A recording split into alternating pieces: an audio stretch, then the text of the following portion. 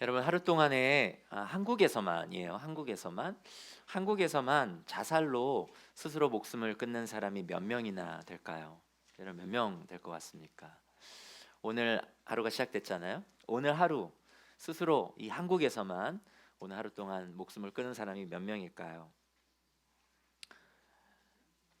37명입니다.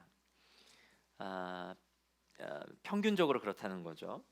그러니까 오늘도 하나님께서 사랑하시는, 하나님께서 직접 만드신 37명의 소중한 사람들이 사실 스스로 목숨을 끊어가고 있고 끊을 것입니다. 여러분이 잘 아시는 것처럼 이 한국은 OECD 회원국 중에서 자살률 1위 국가, 오래되었죠. 1위 국가를 계속 유지하고 있습니다. 근데 이 무엇보다 안타까운 것은요, 이 한국인의 사망 원인을 전체적으로 보면은 1위가 뭘까요? 한국인의 사망, 그쵸? 암입니다. 암이 1위인데 자살은 그럼 몇 위일까요? 5위입니다. 5위.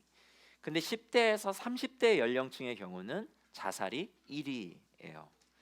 그리고 20대의 경우는 사망자 중에 2명 중에 1명이 자살이고, 그리고 10대 청소년 자살률은 작년에 비해서 올해, 그러니까 1년 사이에 22%나 증가했다고 합니다. 그러니까 이와 같은 사실은 한참 꿈을 꾸고 있는 희망으로 가득 찰 우리의 젊은이들이 얼마나 삶을 비관하는지를 엿볼 수 있는 그런 대목이죠. 삶이 쉽지 않습니다. 이런 삶 속에서 하나님은 도대체 뭐 하고 계시는 것일까요? 지난 11월 19일 터키에서는요, 김진욱 선교사님이 아까 우리 기도 중에도 나왔지만은 터키의 16세 청소년으로부터 칼에 찔려 숨지시는 순교하시는 사건이 있었습니다. 제가 이렇게 좀 보니까 이 김 선교사님이 2016년 봄에 터키에 가셨다 그러더라고요. 그러니까 주위에 만류에도 불구하고 이 시리아 난민들을 좀 돕고자 하는 마음이 기도 중에 좀 뜨겁게 와서 터키로 향했다고 합니다.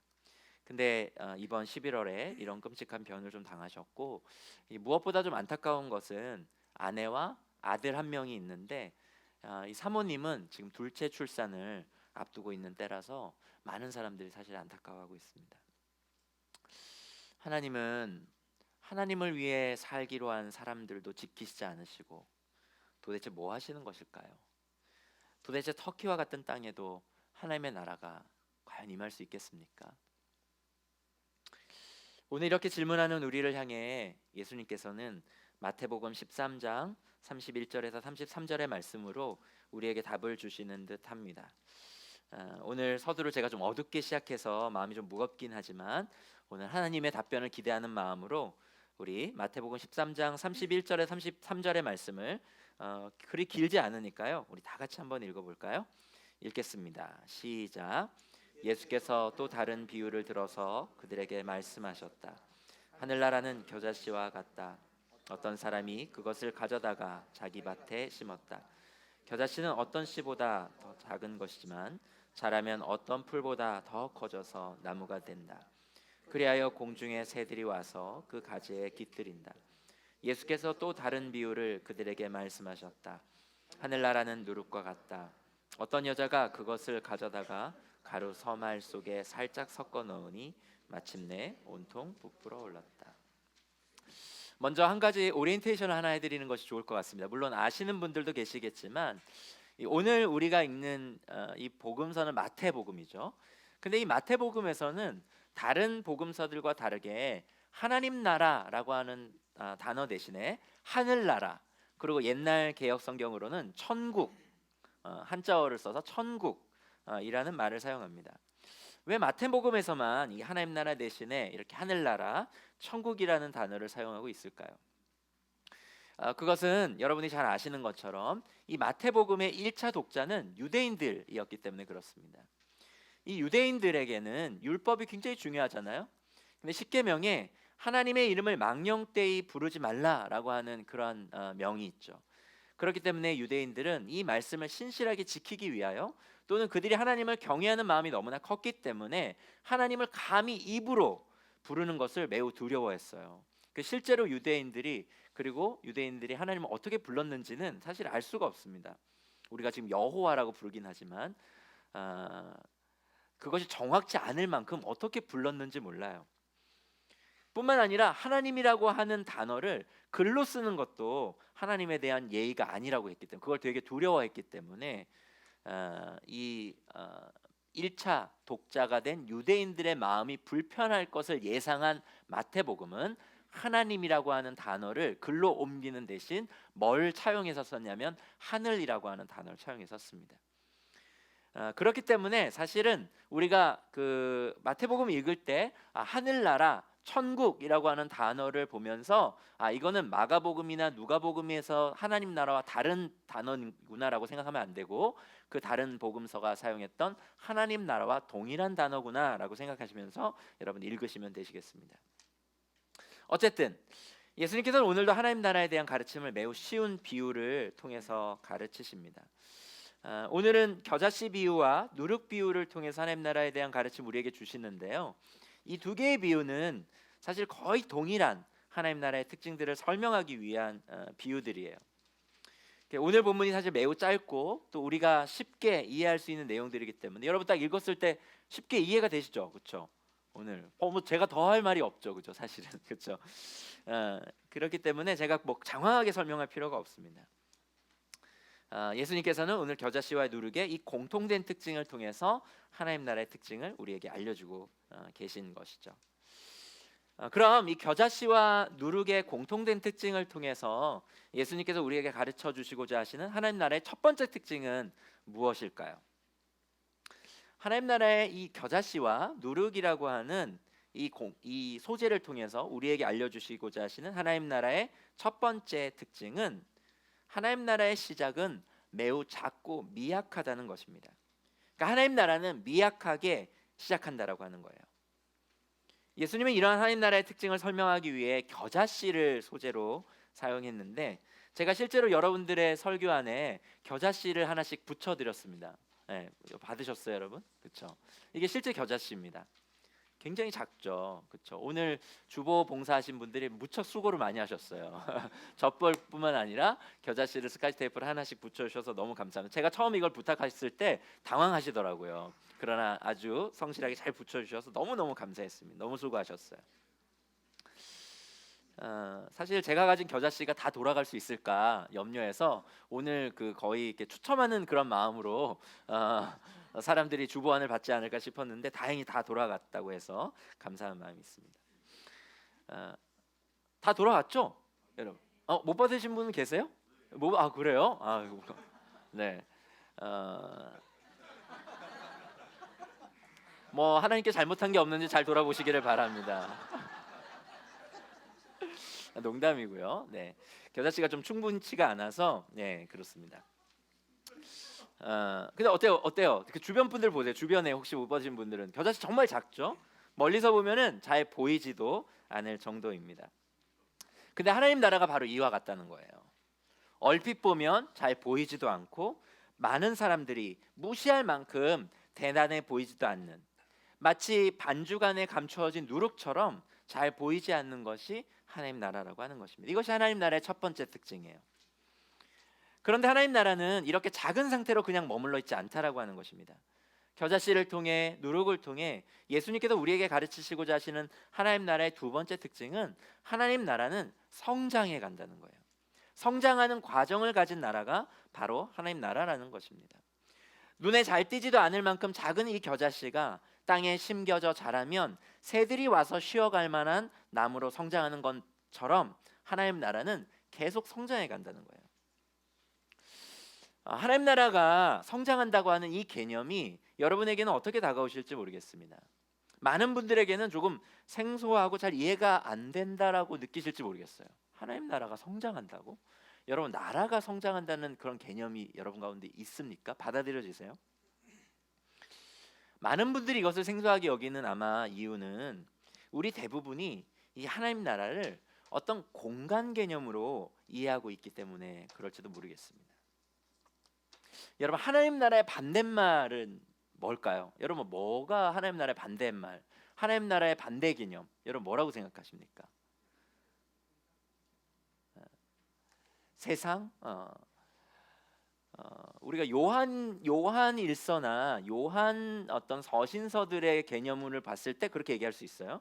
그런데 많은 사람들 같은 경우는 하나님 나라의 반대물을 질문했을 때 많은 사람들은 지옥이라고 대답하는 경우가 참 많이 있습니다. 왜냐하면 하나님 나라가 공간 개념이라고 생각하시기 때문에 그래요. 근데 하나님의 나라는 공간적 용어가 아니라 하나님 나라는 관계적 용어에 오히려 더 가깝습니다. 그러니까 하나님 나라에 들어간다는 것은 어떤 공간에 들어가는 것을 뜻하는 것이 아니라 하나님과의 관계가 시작되었다는 것을 뜻하는 것이고, 그분의 통치와 다스림과 그분의 영향을 받기 시작했다는 것을 의미하는 것이죠. 때문에 하나님 나라는 우리가 죽어서 가는 천국이 아니라, 우리가 죽어서 가게 되는 어떤 공간이 아니라 지금 우리가 사는 이 땅에 이미 임한 나라이고, 우리가 지금 이 순간에도 경험할 수 있는 그런 나라를 하나님 나라라고 얘기할 수 있는 것이죠.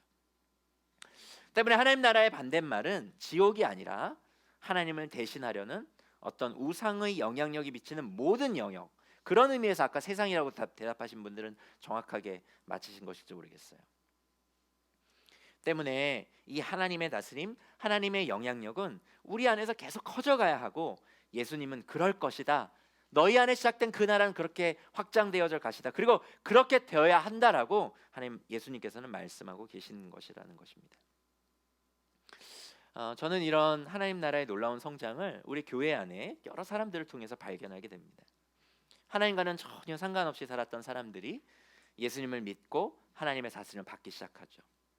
그래서 놀랍게 변화되어 가는 사람들을 저는 참 많이 만납니다. 우리 동행 공동체 안에도 그런 분들을 참 많이 만날 수 있어서 참 감사해요. 그분들 안에 처음에 이 겨자씨와 같이 정말 보이지도 않던 하나님의 나라가 시간이 지날수록 그분들 안에서, 그분의 삶 속에서 놀랍게 자라가는 것을 보면서 예수님의 이 비유에 참으로 공감할 때가 참 많이 있습니다. 그 가운데 오늘은 올해예요. 2019년 우리 나들목 동행교회 안에서 세례를 받으시고, 그리고 가정교회까지 입양되셔서 모든 삶 속에서 그 존재 안에서 하나님 나라가 자라가고 있음을 고백하는 한 분의 이야기를 좀 함께 듣고 말씀을 계속 이어갔으면 좋겠는데요. 오늘 우리에게 나눔을 해주실 우리 신정의 자매님은 사실 완전 찬는이셨어요. 그러니까 예전 그 세례 교육을 받을 때 제 간증문을 보니까 신이 없다고 여겼고, 그리고 신에게 자신의 삶과 미래를 맡기는 기독교인들을 어리석다고까지 그렇게 여겼었다는 그런 고백을 제가 본 적이 있습니다. 이제 그렇게 어쩌면 기독인들을 그렇게 어리석은 사람들이라고 생각했던 이 신정희 자매님이 이 제기가정교회 우리 목자님들을 만나서 교회와 기독교 그리고 예수님을 소개받게 되셨죠. 그래서 신정희 자매님을 전도하셨던 우리 목자님들께서도 처음 그 신정희 자매님에게 복음을 전할 때, 하나님을 믿고 하나님의 자녀가 되면 그동안 자신이 살아왔던 모든 가치관과 살아온 방식을 다 버려야 하는 것인지 그렇게 신정희 자매님이 우리 목자님들에게 물었던 모습을 우리 목자님들이 기억을 하시더라고요. 그리고 무엇보다도 이 모든 것을 스스로 자기 힘으로 해왔던 우리 자매님이시기 때문에 신에게 의지한다는 것에 대해서 받아들이기 좀 어려워했던, 굉장히 이렇게 자립심도 강하고 자발적이고 뭔가 스스로를 이렇게 성취해 가시면서 해가셨던 분이셨기 때문에 하나님께 뭔가를 의지하고 그 하나님을 받아들인다는 것을 되게 낯설어하셨던 자매님의 모습을 기억하시더라고요. 이렇게 신정희 자매님 안에 하나님 나라는 사실 겨자씨보다 더 작았을지 몰라요. 그런데 그 안에 하나님 나라가 어떻게 자라가고 있는지 우리 한번 들어봤으면 좋겠습니다. 이 시간 우리 자매님 나오실 때 큰 박수로 한번 격려해 주시겠어요? 저는 올해 4월에 부부가 함께 세례를 받은 신정혜입니다. 작년 10월 말 10년간 알고 지내던 이화경, 박종진 부부의 가정교회에 무심코 초대되어 갔다가 화기애애한 분위기에 매료되어 눌러앉은 것이 계기가 되어 하나님을 저희 구주로 받아들이게 되었습니다. 저희 가정교회 구성원들이 모두 최소 25년에서 40여 년의 긴 신앙생활을 한 사람들이라 저와는 생각의 근본부터 달라 늘 대화를 하면서 저만 딴 세상에서 온 사람 같았습니다. 일예로 아이가 교회 생활에 어려움을 겪고 있다고 얘기하면 저는 그럼 교회를 좀 쉬게 하세요 하는 식이었습니다.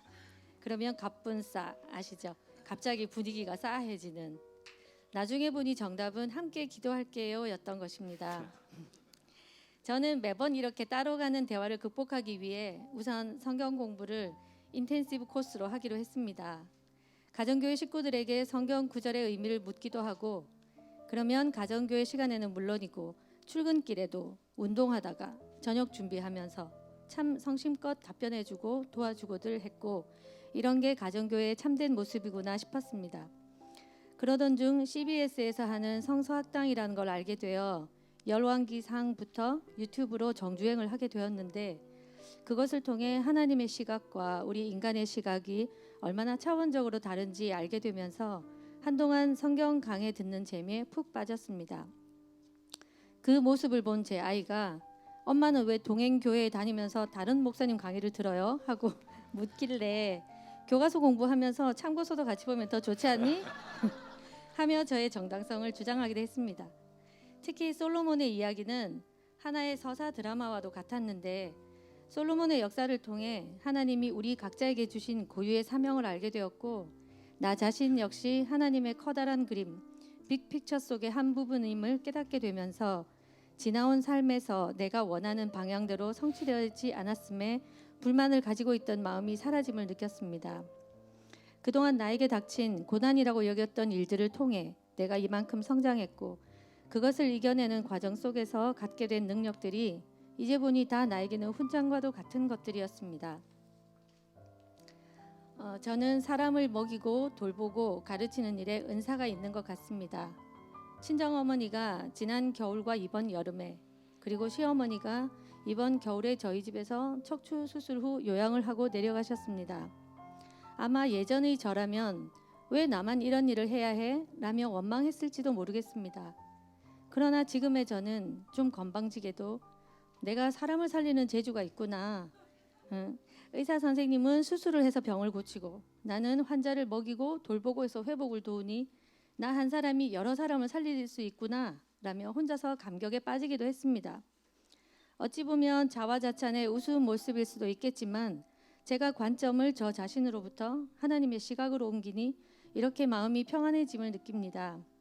하지만 어떤 굳은 일을 맞이하거나 마음에 들지 않는 사람을 보면 여전히 불평하고 이기적인 감정이 순간적으로 드는 것도 사실입니다. 저는 지금도 밥을 다 먹고 나서야 아차 기도 안 했네 하곤 합니다. 또한 매주 설교 말씀을 들으며 그래 나는 뼛속까지 죄인이야 하고 고백하고 반성하지만 반나절도 못 가서 또 불평하는 제 자신을 발견합니다.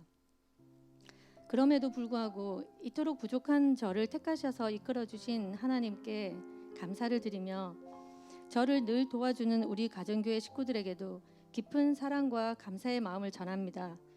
또한 설교 시간인지 강연 시간인지 모를 정도로 재미있고 명쾌한 해답을 주시는 이지일 목사님, 박홍진 목사님, 그리고 눈만 마주쳐도 따뜻한 마음이 전달되는 동행교회 우리 육구 또래들과 든든한 마을지기님들, 간사님 등등 음으로 양으로 울타리가 되어주시는 여러분들께도 존경을 표합니다.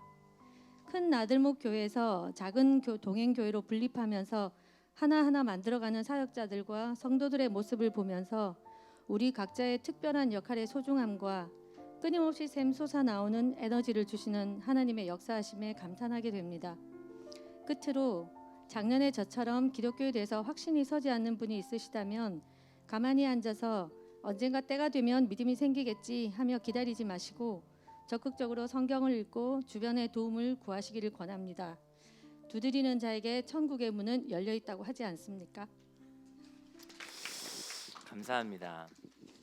이제 반년 정도 시간 지나셨어요. 그 신정혜 자매님께서 세례교육 받으실 때만 하더라도 막 긴가민가 하셨던 게 제가 기억이 나거든요. 근데 반년 안에 우리 정혜 자매님 안에 이렇게 하나님 나라가 자라가는 것을 우리는 볼 수가 있습니다. 근데 사실 이러한 일들은 신정혜 자매님 안에서만 일어나는 일이 아니에요. 이 일은 하나님 나라에 들어온 우리 모두에게 일어나는 일입니다. 하나님 나라가 공간적 개념이 아니라 관계적 개념이기 때문에 예수를 믿으면은 신앙생활이 끝이 아니라 사실 시작이라는 사실을 우리는 기억해야 합니다. 우리 안에 하나님 나라는 계속 자라가야 하죠.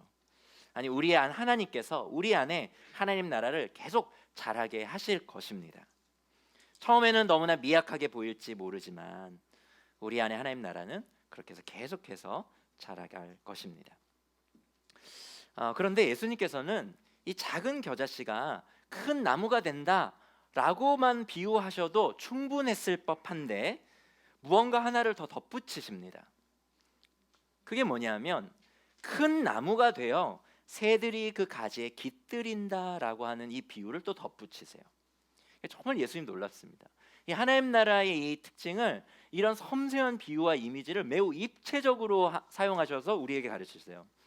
이 하나님 나라 겨자씨가 큰 나무가 된다라고 하는 이 비유는 하나님 나라는 성장한다라고 하는 두 번째 특징을 설명하기 위한 비유라고 한다면, 여기에 덧붙여진 그 큰 나무가 되어 나뭇가지에 새들이 깃들인다라고 하는 이 비유는 하나님 나라의 영향력의 확장을 설명하는 비유라고 할 수 있어요. 즉 예수님께서 우리에게 가르치시고자 하시는 하나님 나라의 세 번째 특징을 설명하기 위해서 이 비유를 덧붙이신 것입니다.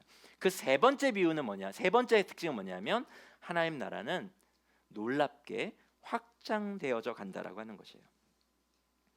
즉 예수님께서는 이 하나님 나라를 한 개인의 영적 차원에서만 설명하시지 않고 대사회적 영향력, 역사적이고 우주적 차원으로 확장되는 하나님 나라의 놀라운 파급력과 영향력을 이 비유를 통해서 우리에게 설파하고 계신 것입니다.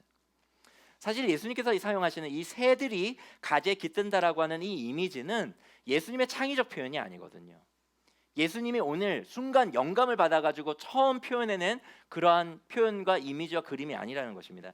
이거는 예수님이 구약의 이미지를 차용해서 사용하고 계신데, 왜냐하면은 구약에서는 가지에 새들이 깃들인다라고 하는 이 표현은 어떤 큰 나라, 큰 제국에 어떤 다른 종속 국가들이 그 나라 밑에 종속되는 것, 그 나라 밑에 포함되는 것, 그래서 그 큰 제국과 나라의 영향과 통치를 받는 것을 뜻할 때 사용되었던 이미지가 이 가지에 새들이 깃들인다라고 하는 이미지였거든요. 그중 대표적인 구절로 우리 에스겔 3장 31장 6절을 우리 함께 같이 읽어볼까요? 에스겔 31장 6절을 같이 읽겠습니다. 시작.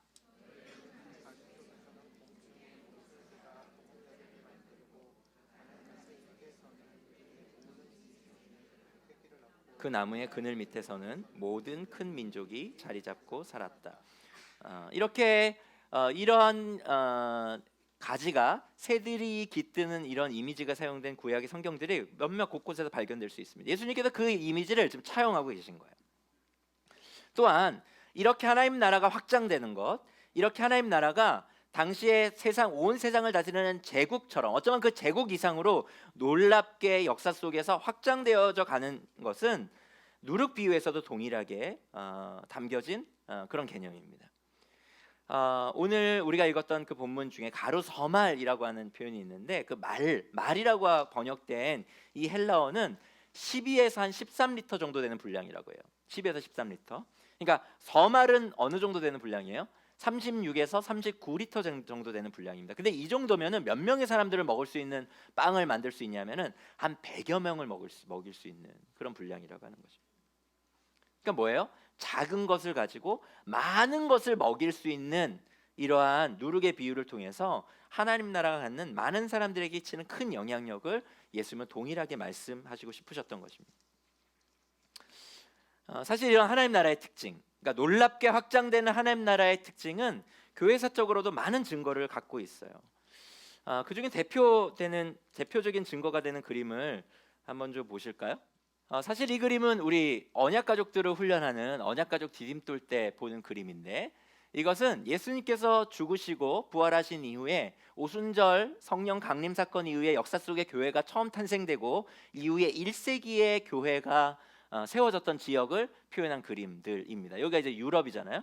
그래서 예루살렘, 안디옥, 여기 에베소 있고, 저쪽에 이제 빌립보, 데살로니가, 고린도, 저쪽 로마, 이런 데를 포함해서 1세기에 교회들이 세워졌던 지점들이 나타난 지역 그림입니다. 그런데 이 100년이 지나고 2세기가 되면은 교회들이 어떻게 교회가 세워지게 되냐면 이렇게 세워지죠.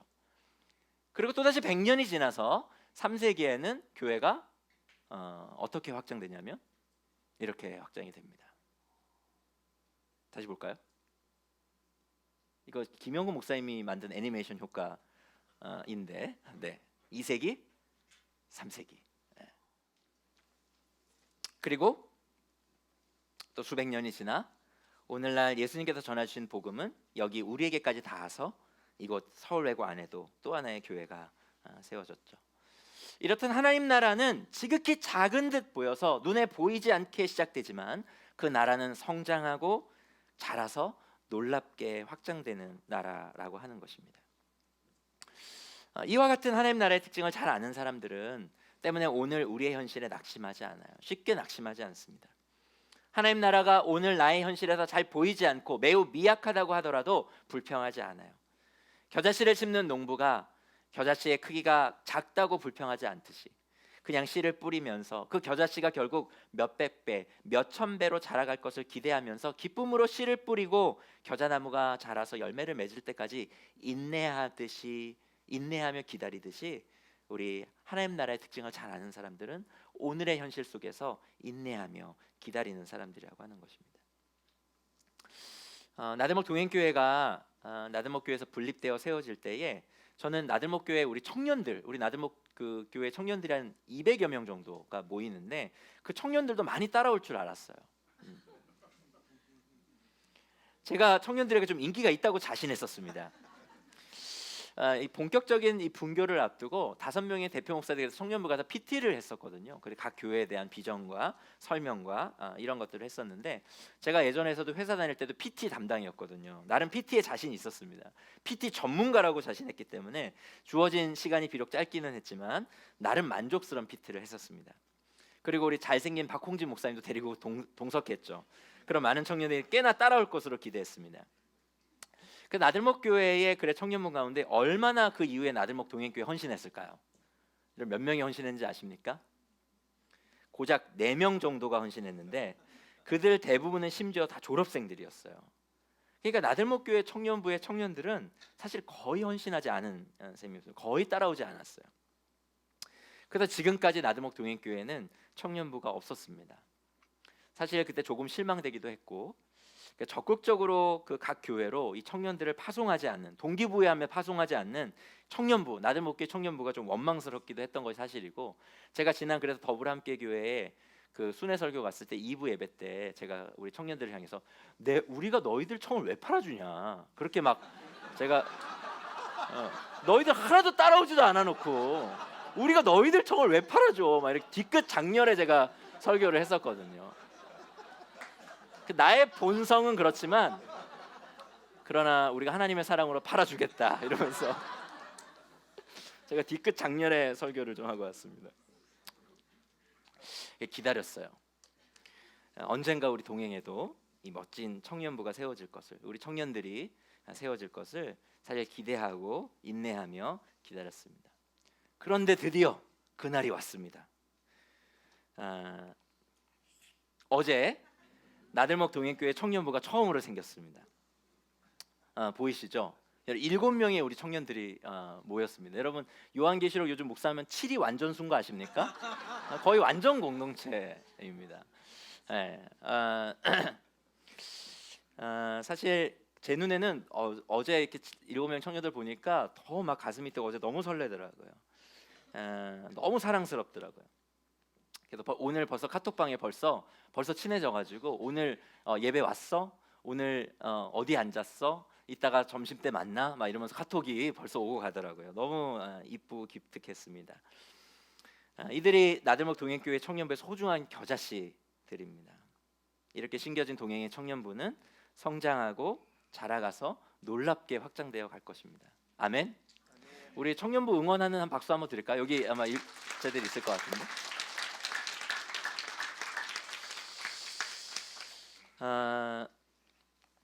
혹시 여러분의 현실 속에서 하나님께서 잘 보이시지 않고 하나님 나라가 너무나 작아서 발견하기 어렵다 하더라도 여러분 낙심하지 마시기를 바랍니다. 오히려 인내하며 기다리시기를 바라요. 여러분의 존재와 삶 속에 심겨진 하나님 나라는 놀랍게 자라갈 것이기 때문에 그렇습니다. 그런데 사실 오늘 우리가 나누고 있는 이 예수님의 비유에는요, 특별히 겨자씨 비유에는 사실 큰 오류가 하나 있어요.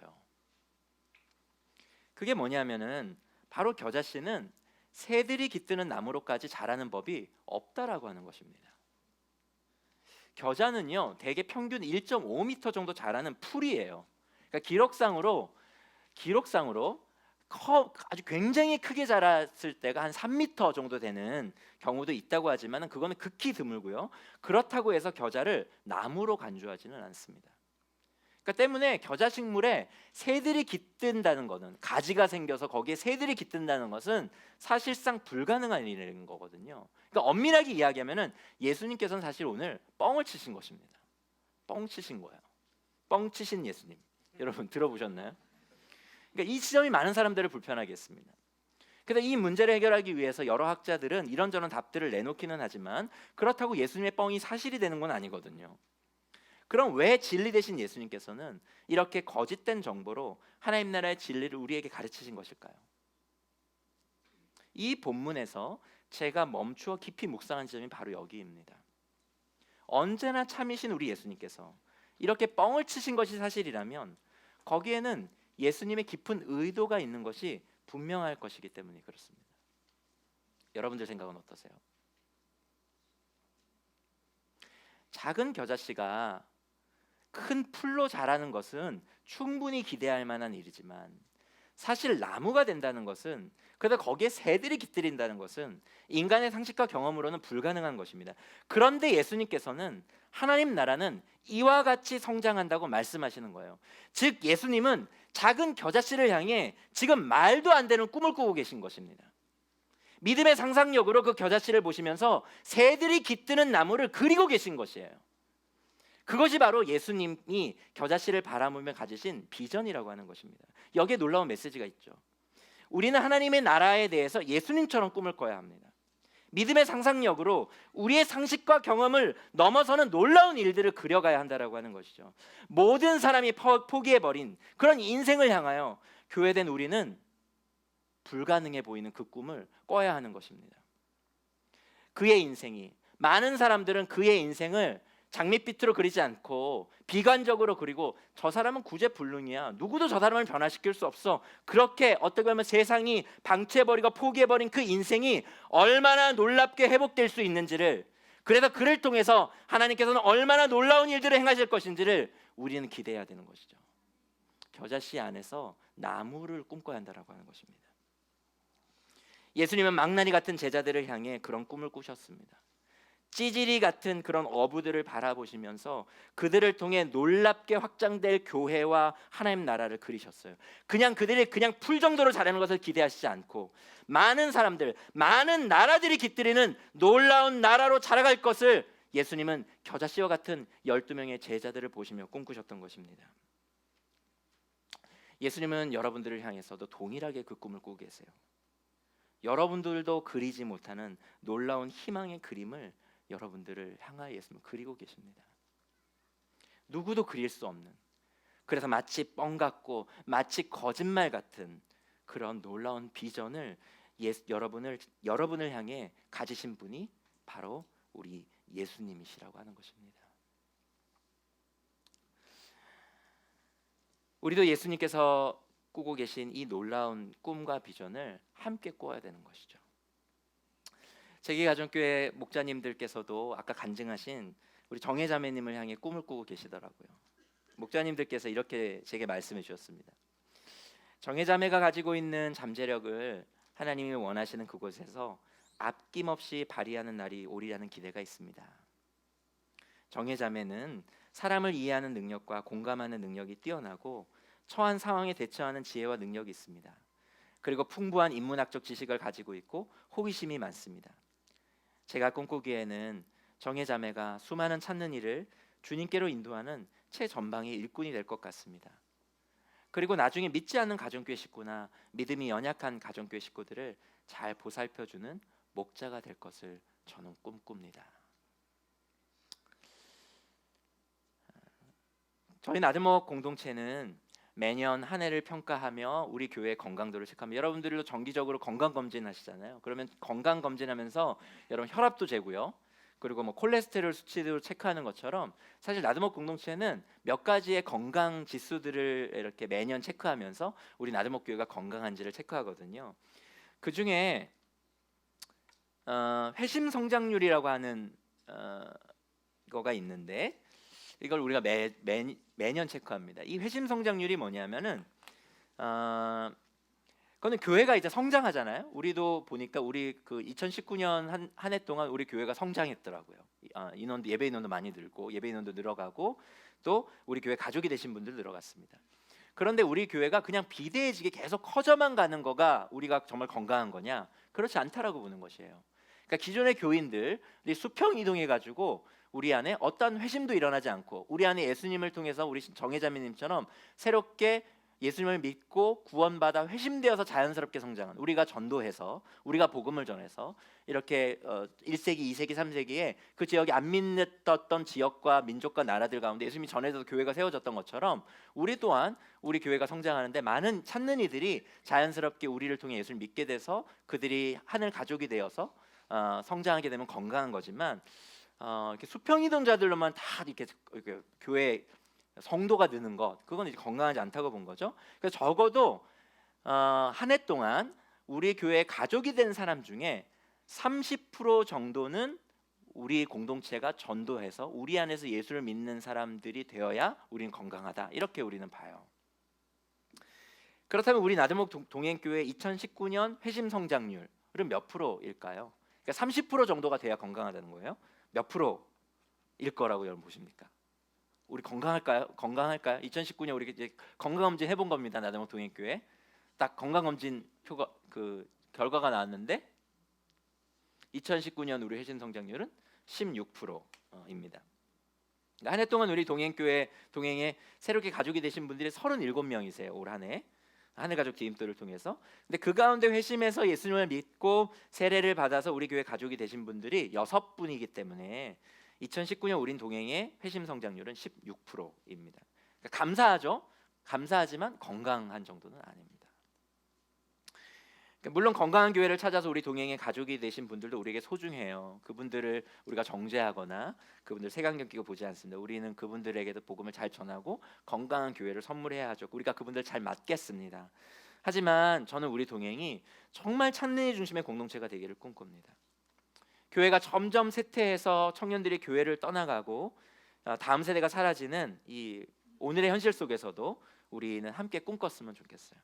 이 동행 공동체가 이 나들목 동행교회가 작은 겨자씨 같은 우리 나들목 동행교회가 많은 찾는 이 새들 길가와 같이 딱딱하게 굳어진 마음을 가진 새들 찢어지고 깨어진 새들이 깃드는 아름드리 나무로 자라가는 마치 불가능해 보이지만 하나님께서는 얼마든지 가능한 그 예수님의 그 꿈을 우리가 함께 꾸는 공동체가 우리 나들목 동행교회가 되었으면 좋겠습니다. 얼마 전 김영근 목사님께서 미국에서의 그 하나복 사역을 마치시고 페북에 이런 글을 올리셨더라고요. 제가 잠깐 인용해서 읽어보겠습니다. 한국교회 회복과 갱신이 가능할까요? 사회학적 분석이나 인간적인 생각으로는 이미 물 건너갔습니다. 그러나 그분은 자신의 일을 하고 계시고 그 일을 하려는 사람들을 지난 2000년의 교회 역사에서 그러했듯이 지금도 찾고 계시다고 저는 믿습니다. 물 건너간 상황에서 그분의 지혜와 능력은 늘 빛을 발합니다. 그리고 미주에서도 그분의 가르침에 충실하게 천착하면서 그 놀라운 진리를 우리의 시대와 상황에 적실하게 적용하려는 몸부림을 봅니다. 사실 저는 하나님 나라 복음에 천착하여 사람을 변화시키고 공동체를 세워 세상을 변화시키는 것 외에 다른 방법을 알지 못합니다. 그리고 이 일은 성공할 것이기 때문에 하는 일도 아닙니다. 해야 하니까 다른 방책도 없을 뿐 아니라 그런 꼼수를 택할 자유가 없으니까 하는 일입니다. 3주간의 짧지 않은 그리고 꽤 인텐시브한 사역을 마치고 저는 또 농부의 마음이 됩니다. 더 많은 싹이 나길, 모진 풍파를 견뎌내길. 추수감사절에 홀로 호텔 로비에 앉아 추수의 날을 상상해 봅니다. 하나님 나라 동지들이 있어 그냥 감사합니다. 견뎌주십시오. 세속적 목회 방식에 휘둘리지 말고 속지도 속이지도 말고 살아내 주십시오. 눈물로 씨를 뿌리십시다. 사실 예수님이야말로 이 역사 속에 심겨진 하나님 나라의 겨자씨입니다. 그분의 오심은, 예수님의 오심은 너무나 작고 미약했거든요. 예수님은 동물들이 거주하는 공간에서 태어나셨습니다. 극심한 가난 속에서 어린 시절을 보내셨고요. 당시 사회적으로 가장 약자였던 과부의 아들로 태어나셨습니다. 그리고 예수께서 태어나신 나라는 로마라는 나라의 지배를 받으며 고통을 당하고 있던 그런 나라였어요. 너무나 작고 약한 나라였습니다. 그렇게 너무나 초라하고 작은 그였기 때문에 누구도 예수가 역사의 큰 흐름을 바꿀 하나님의 아들 메시아일 것이라고는 상상하지 못했습니다. 하지만 그 예수님을 통해 역사는 바뀌었어요. 그를 중심으로 역사는 BC와 AD로 나뉘었습니다. 예수님을 통해 임한 하나님 나라에는 수많은 사람들과 민족들과 나라들이 깃들었습니다. 예수님은 이 놀라운 하나님 나라에 우리를 초대하십니다. 지극히 작은 듯 보여서 눈에 보이지 않게 시작되지만 그 나라는 모든 일의 상식을 뛰어넘어 성장하는 이 놀라운 나라이고, 그 나라의 주인공으로 예수님은 우리를 초대하십니다. 그리고 우리를 향해 놀라운 꿈을 꾸세요. 우리 안에 시작하신 하나님 나라가 놀랍게 자라가고 확장되어 갈 것을 그분은 그리고 계십니다. 작고 미약한 우리일지라도 하나님에게는 조금도 문제가 되지 않습니다. 예수님께서 그러셨던 것처럼 말입니다. 우리는 예수님께서 세우신 겨자씨 공동체입니다. 우리 시간 오늘 주신 말씀을 다시 곱씹어 보며 1분 정도 침묵으로 함께 기도하시겠습니다.